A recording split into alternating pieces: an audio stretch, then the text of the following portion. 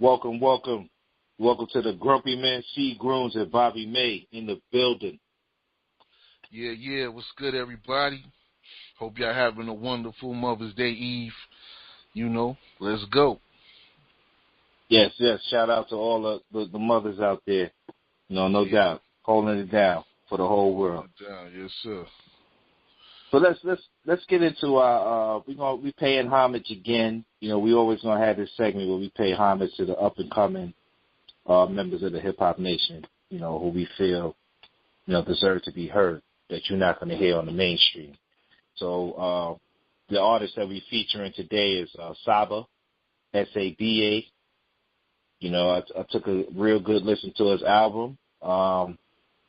It's about 45 minutes, which, kept it tight, which is actually good. I think Nas' first album was about 50 minutes, right? Illmatic, right? Yeah. 10 songs. 10 songs, right. So back then in the 90s, ADHD wasn't really out there like that. So he kept it funky. You know what I mean? So for the short term memory cats. Yeah. But so along those lines, Saba, he touched on some interesting topics. He was talking about a little mental illness, falling in love too deep, watching the people around you. Like he was touching, the prom, getting, walking into a setup. Like he was dropping some shit. Honestly, to be honest with you, the song that resonated with me, it touched me was. It was two songs. The prom song resonated with me because we all been there. You know what I'm saying? Like, you wanna look your best, you wanna be your best, but at the same time, it's kind of like the prom is like a show. Like even the person you go to the prom with, you ain't really necessarily you don't like them like that. You know what I'm saying? Like you're going with them, but it ain't your girl per se. So the prom is a whole different dynamic. So he kind of broke that down. He kept bringing up his grandfather too. Grandfather gave him the jewel. Yeah, probably. That's what went through my head. He said, he gave him the silent jewel. Like he gave him the condom and walked away and didn't say nothing. So that implies that y'all had that conversation already, or he know how he raised you. Like, you might get some. So here, be prepared. The message basically, safe sex or whatever. But I didn't look into how old Saba actually was. But for what he was kicking, I like where his head was.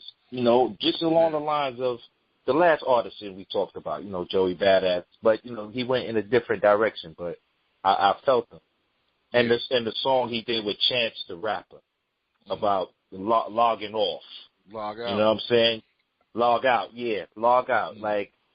I could be your friend, but you can't follow me. You know what I'm saying? Yeah. That's that IG shit. You know what I'm saying? People be following you, but I ain't. You could be my friend, but I ain't following you. Or, I'll follow you, but you can't follow me. That type shit. That type of shit I do. Don't most people be on that type of shit? Follow me back. I be like, all right, let me see who you know. Word. You know what I mean? Let me see what you do. First of all, that's the first thing you got to do. You got to check the pics because, there'll be a lot of IG models out there, wanting attention. That's another subject. But how you feel about the Saba album? Because I know I just ranted about it because it really touched me. I felt good about it. I thought it was another solid album. I thought it was, I thought he had a different, he had a different perspective on things coming out, I believe, Chicago. Couple of songs. The thing I didn't even realize that I had heard him before, but I didn't know it was him because there was a song that was being played. The song was Gray, and I used to like that. Gray, shit, I didn't know who he was. I used to hear it every now and then on the radios or on my radio mix on my playlist, but I just didn't even really pay attention. I just, it was just a good song, so I just vibe with it. And then when I heard it on this album, I was like, oh shit, that's the name of this song. And, that was my joint. So then from there, I was like, oh, okay. And then I really liked, that was my joint, Gray. I really liked I liked the first song, Busy and Sirens. That, that was pretty, that was a dope song. But the song I liked the most was number 2. I liked Broken Girls. That was my shit. I love Broken Girls.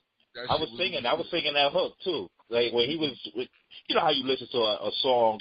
Sometimes immediately it don't really hit you what he's saying, but I understood what he was saying, and then the hook came in. So I started singing the hook. I was like, oh, okay, yeah, I liked it. Yeah. Them first 3 songs, because I remember I hit you about it. I was like, them first 3 songs.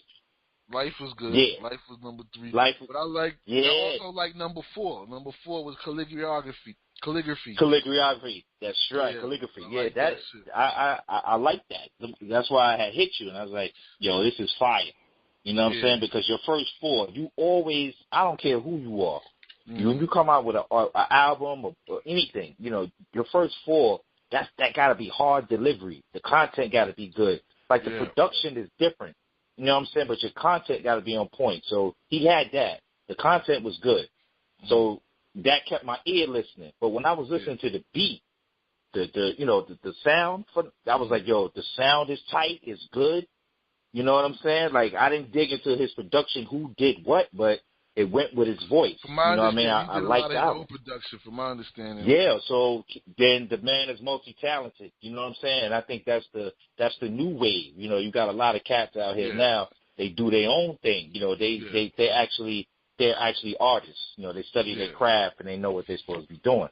So I respect that. I mean, he kept me right there. The first 4 songs, I was like, all right. So then that's when he got to the prom song, I was like, okay, he gonna give me a little bit of his life right now. You know what I'm saying? So when I heard that, and then Gray, and then he finished off strong, I was like, yo, this album is good.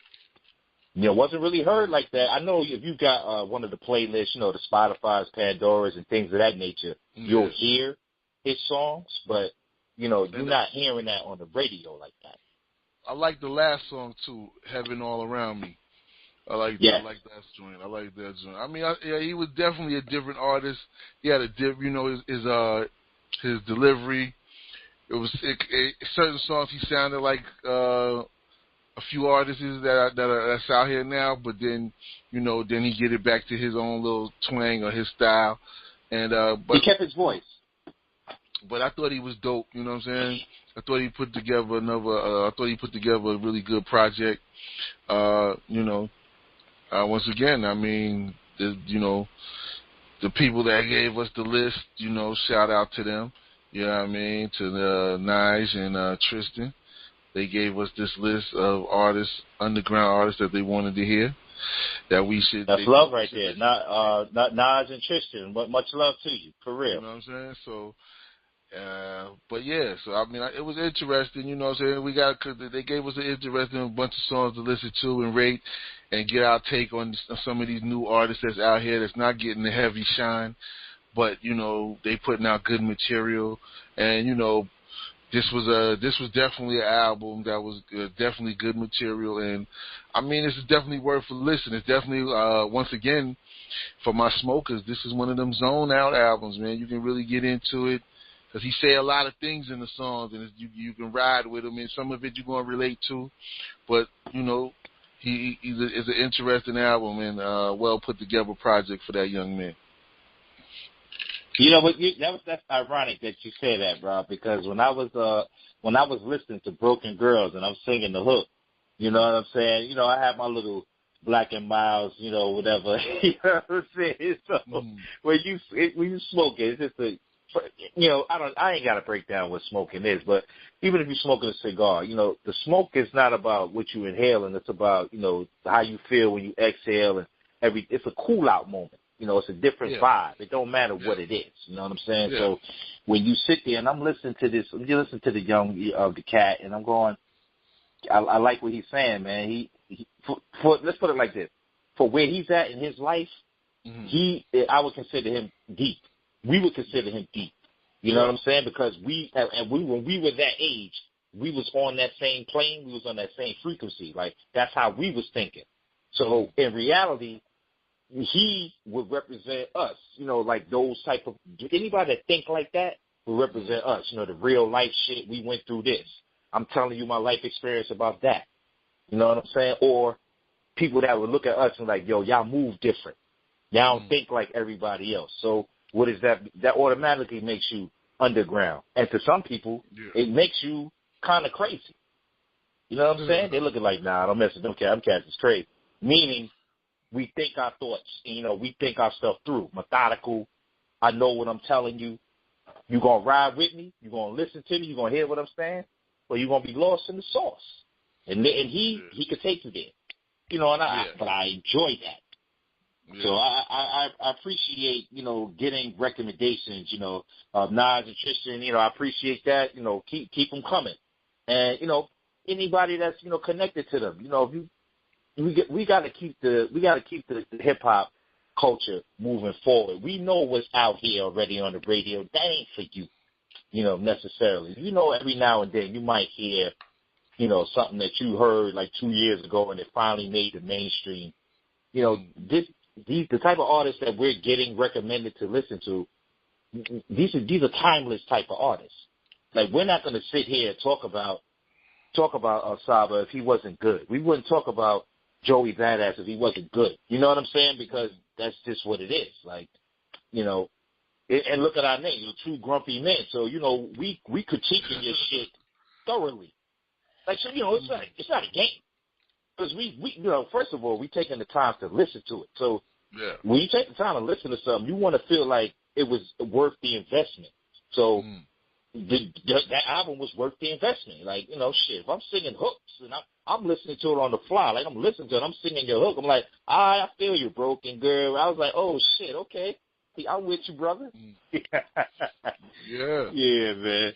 A lot of that shit no was doubt, related. No doubt. Yeah, I put it back to when, I try to put myself back in that time frame when I was maybe their age and thinking about the things and looking at it now that I'm older, and it's like, I can relate to that because those situations still occurred for me, and it's still going on today for some of the youth. So, yeah, that was interesting. I think that's I think that's the biggest thing right there is that we were able to, put ourselves and walk in his shoes, not because we walked in his shoes already. It was like, nah, I want to see what you walked in. You know what I'm saying? I had these shoes on, you had a different pair, but we was walking the same path. I just, so he took us there. We've been there, so we can't look back on somebody's experience and be like, oh, that didn't mean nothing. Nah, man, we not built like that. You know what I'm saying? Like everybody worth having a voice has a voice. He put his voice out there. We heard the message and the meaning. You know what I'm saying? It's the only thing that we would be required to do from this point on is to keep motivating, cats like him. You know what I'm saying? Like that's what motivation is going to be in the support. You got to support. Got to go out. You got to support. Go out there and support the artists. Got to go out there, buy their work, download their work.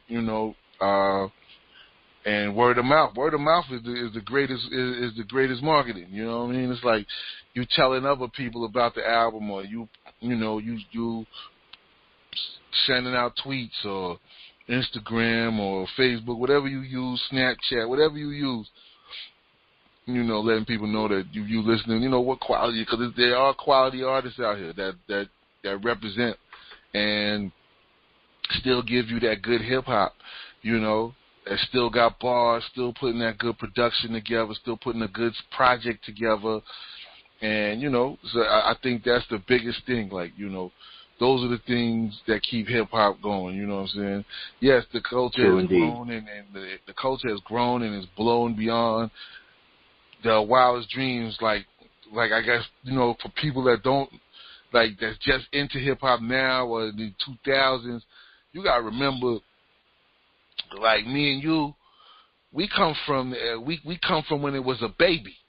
You know what I'm saying? Right. When it was just in the hood, and we was in the projects, or you was in your hood, and they bring out the turntables and the big speaker, and somebody get on, start DJing, mixing, and you know what I'm saying? And killing it, had the whole hood popping, dancing out all summer, Right. Then brothers would come through and grab a mic, and it was all free. It was all for free.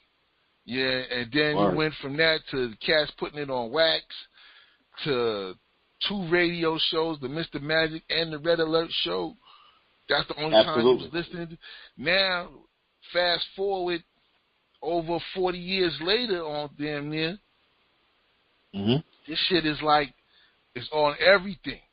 It's on every station. It's right. on every song. It's on your TV sets.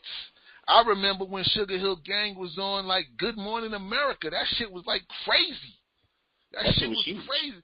I was in, like, I was probably, like, second or third grade or some shit like that. And I mean, just to see where it's gone, like, you know, it's got, you know, hip-hop has as many pockets. It has whatever you like. Hip-hop got something for you. Believe that shit. And, you know, for people who just like a certain thing, who come from the era, and they about the bars. That's still what it is for me. It's about bars. It's always about the bars for me. A lot of cats would be like, oh, like, you know, it was for the production or with the music, whatever. But for me, it was always the lyrical content. What are you saying? What do you get trying to purvey? You know, and that's what I always liked. I always like bars, and I like cats who got bars. And some of these young dudes, you know, it's not the same. They don't believe in bars. But when you get young cats like this who put their stuff together right and use their lyrics, and it still fits with their culture and time, and it still makes it a hip-hop album, then it's a beautiful thing. You know what I'm saying? Because absolutely. As an old head, mm-hmm. You know what I mean? As an old head who love hip-hop, when you hear good music like this, it give you that good feeling like, yeah, you know, like you can respect them because you're like, you know, he knows about the culture. He knows about the culture. You know what I'm saying? It's about the bars. It's about the production. It's about how the content and how you put the whole project together. And now you got to go out there and perform it and make your money, because performance is where you're going to make your money at. So, you know, once again, I just think the young man did a good job on this album. Care for Me. So anybody out there, man, y'all just need to go check that out, bro. You know, check it out. It's definitely I'm co-signing. I'm co-signing the SABA, the artist. I'm definitely gonna co-sign it because, you know, one, it resonated with me. Two, you know, I'm not that far removed from that generation. You understand? Like, I can remember my 20s. You know what I mean? Like, yeah, I'm twice that age, but I do remember that. So by you talking about things that we all can relate to, you know, that's gonna keep the older heads like us who listen for lyrical content that's important for us. Like, we need to know what you're saying. But then what gets lost in today, when you compare it to, see, he stands out because he's not like what today's music sounds like. It's a lot of good beats today, but the content isn't that great. So there's a disconnect there. You know, you got people mumbling, you don't understand what they're saying, but the beat is good, so you're gonna nod your head. Whereas a complete album requires both. And if you're the person that does both, if you have the lyrical content and you did the music, then you're good to go. Because when it's time to go out and do the show, that's all you. When it's time to get a royalty, if you sign with the label, then, you know, you're going to get checks. But if you're independent, then you just need that push and the marketing and, you know, the word of mouth, you know, for people to download your stuff, because the internet has definitely changed hip-hop today. You know, where you're talking about, you know, if you got a 99-cent download, which sounds crazy, you know what I'm saying? But I look at it like this. If I got 1 million followers and, you know, 1 million of them download my $1 album, you know, I can still be a millionaire. You know what I'm saying? Just like that. Yeah. I mean, you know, it's a pure numbers game. It's 99 cents. I dropped some fire single, and it's 99 cents. Or I dropped a fire album, and it costs you $4.99. $4.95, you know, basically $5. If I got 1 million followers, then what? All right, then I got $5 million. That's how you gotta look at it. Then with the jewel you dropped on the last episode, you talked about the 1099 as your friend, right? So, you know, if you got a business, then you put that under your business and you do your thing. You know, you become the businessman that you are. Like, you're an artist. What kind of artist? I do hip hop. The culture. And there's a lot of things that break off from that. Fashion breaks off from that. You know, it's just a lot of stuff that you can do. You know, and as you said earlier, it's on TV and all of that. Like, as you can see, you know, right now. It's everywhere. Like, Wu-Tang got a documentary out right now. You know, yes, why does a Wu-Tang resurface? Because the group was a cultural phenomenon because of what they were doing. I remember when they had their clothing line, they just exploded on the scene. Like, not to you and me, because we knew who they were before they hit the mainstream. See, this is the problem with a lot of people that just jump into the culture but don't understand the roots. We understand the roots of the culture. You know why? Because we lived it. We grew up on that. That's what we was. We had no choice but to live it. Content meant everything. You know what I'm saying? It's the same thing, like, you know, dropping the lessons. You know, we out there, dudes is basically freestyling lessons. You know, that's basically what it is. You had to memorize it. If your memory was jacked up, then you couldn't even be in the 5% nation. I mean, that's keeping it 100, because you got to know, you got to know stuff quickly, because, you know, it was also a thuggery part of that. You know, oh, damn, you ain't serious about it. You don't know the lessons, bow. You know, dudes punching you in the head, beating you up, like, you know, they took it serious, because if they're going to go home and study, you know, for 5 to 6 hours trying to learn, you know, the mathematics and all that stuff, you know, it was a serious business. That's why the older heads today that came from that, they do understand lyrical content, and it means something. And so, you know, with that, you know, that's the pay homage section, you know, for SABA, man. Like, you got to give it up, man. Hand clap, bust shots, whatever. Like, I'm going to support him. Yeah, you know what I'm saying? Just flick a lighter, whatever. You know what I'm saying? It's all love. You know, you definitely could, you know, it's multifaceted. You know, we ain't got to be the old dudes in the club, you know. Like, I'll be the dude in the back room that gives you the room that you could throw the party in. Like, yeah, play that shit. Play that SABA shit.